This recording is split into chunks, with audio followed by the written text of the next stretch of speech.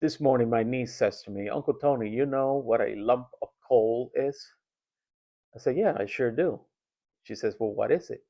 I said, well, it's what kids that have been misbehaving all year get for Christmas um, for their behavior. And she laughs and she says, no, you know what you can get from a lump of coal? I said, what? She says, a diamond. So I said, okay, can you explain it to me? She says, well, yeah. See, what happens is that this lump of coal first forms from decaying plants and materials from the ground. And with pressure and time, it becomes a lump of coal.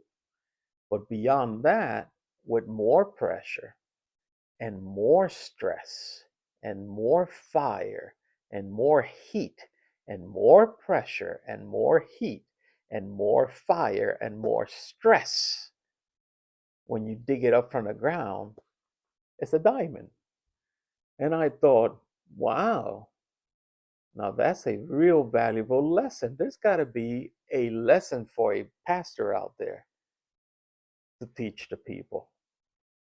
So think about this: pressure, stress, fire, heat, more stress, more pressure, more fire, and more heat, and so on and so forth. That lump of coal, which at first it may appear a bit worthless, is now a precious diamond. And what about what we go through in life? What about the pressures and the stress and the heat and the troubles and the problems and the things of this world that squeeze us and makes us feel uncomfortable and just gives us a feeling that it's not so good? But perhaps it is that same pressure and that same heat and that same stress that the Lord is using to turn us into a precious, rare jewel. Think about it. Don't despise small beginnings.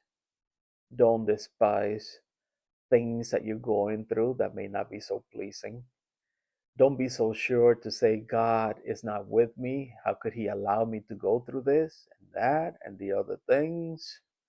How about if the process you're going through is to make you into something better than you thought you were?